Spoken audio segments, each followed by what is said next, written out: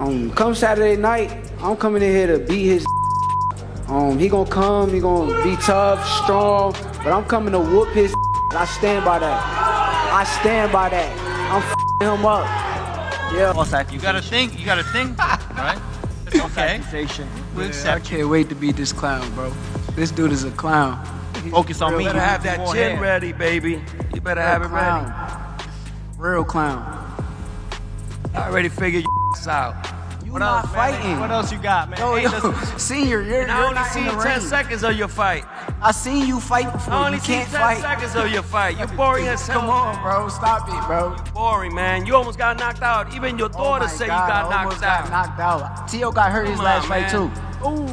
Terence Crawford interrupted the Stevenson vs. Lopez press conference. Things instantly heated up when Shakur Stevenson and Teofimo Lopez stopped being respectful and went straight at each other's pride. I think that he did some great things against them guys.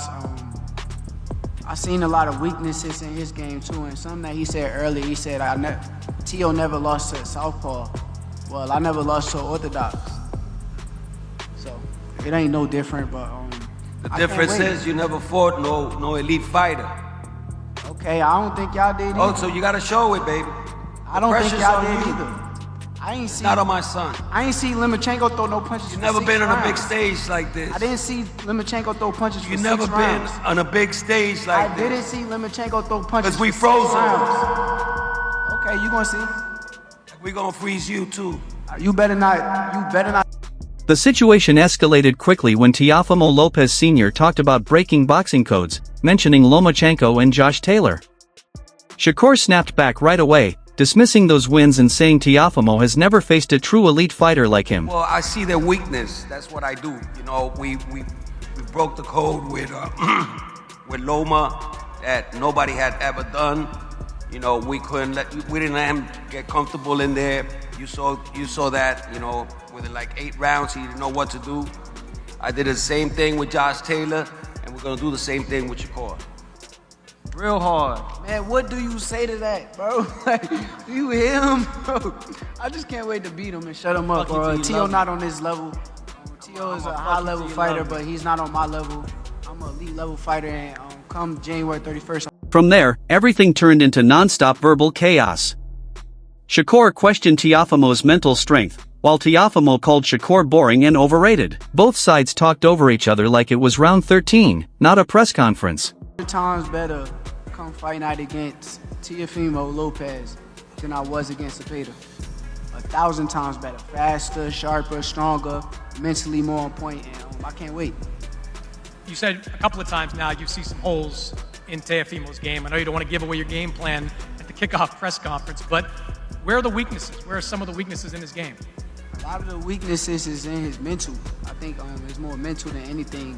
And I'm going to expose it. The tension peaked when the insults became personal. Voices got louder, security stayed alert, and it felt like one wrong sentence could start a fight. Even Eddie Hearn tried to steer things toward legacy and greatness, but the fighters had already taken control. Thanks for the reminder, Chris. This place is special. I think when this fight was talked about, I think both Shakur and Teofimo Lopez need a huge amount of credit for making this fight.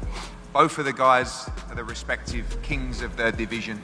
Teofimo Lopez, the #1 guy at 140. Shakur, the #1 guy at 135. And when I heard about this fight, I didn't expect it to happen.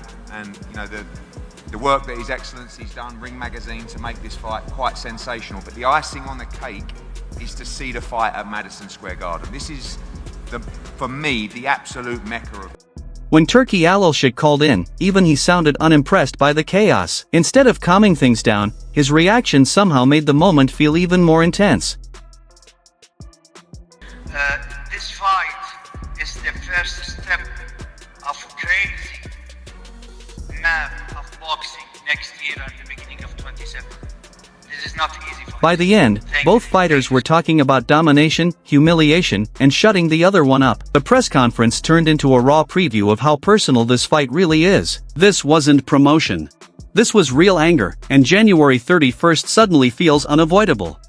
I don't know. I don't think he can get done against Shakur when it comes to like, cause it's gonna be just a skill match. I don't think he's gonna try to rough Shakur up, and it's probably. Right after the emotions boiled over, Teofimo Lopez Sr. grabbed the mic, and the energy shifted from chaos to calm confidence. This wasn't trash talk. It was a father explaining a mindset. He made it clear they're not worried about Shakur's style or defensive tricks. His message was simple: we've seen it all. Crawford in the past, and you know, Crawford stated, "Oh, you want to get to me." Yeah, but he really want to fight Crawford, and we're gonna call him out after we beat up his boy. You know, that's the game plan. That's even though you guys have, even if he requires you, well, he ain't gonna fight us, man. He ain't gonna fight us, man. We've been chasing this guy for the longest. My son is even willing to go up to 160 to fight him. You know, listen, speed kills. You know what I'm saying? Speed kills, and that's why we're gonna beat Shakur. He ain't faster than us, and we're gonna catch him.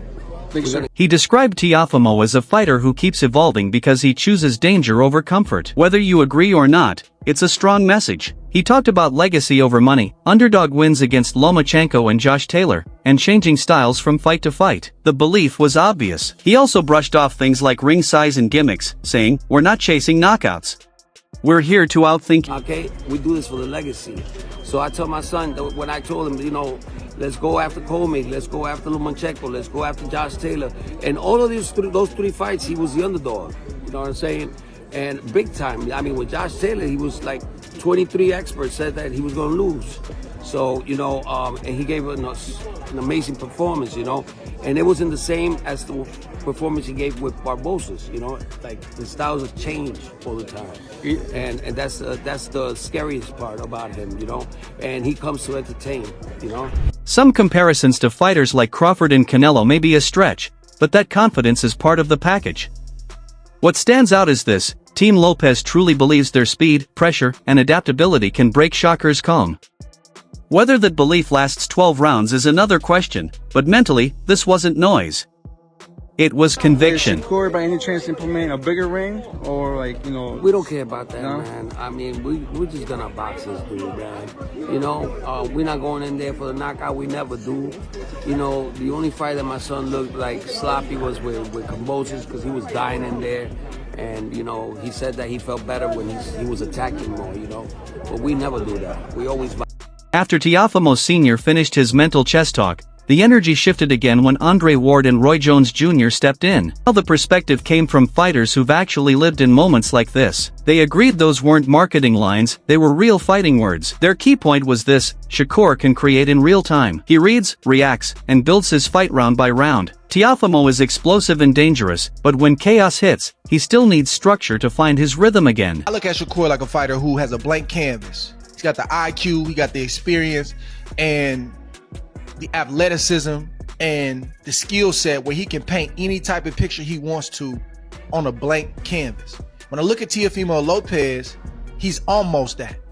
He has a blank canvas, but he needs an outline on what to draw and what to paint inside the line. Now, every now and again, he'll go away from the outline that he has and he'll do something dope, and you'll be like, "Ooh, that was cool. That wasn't on the outline right there." But I don't think that he can create on the fly like a Shakur.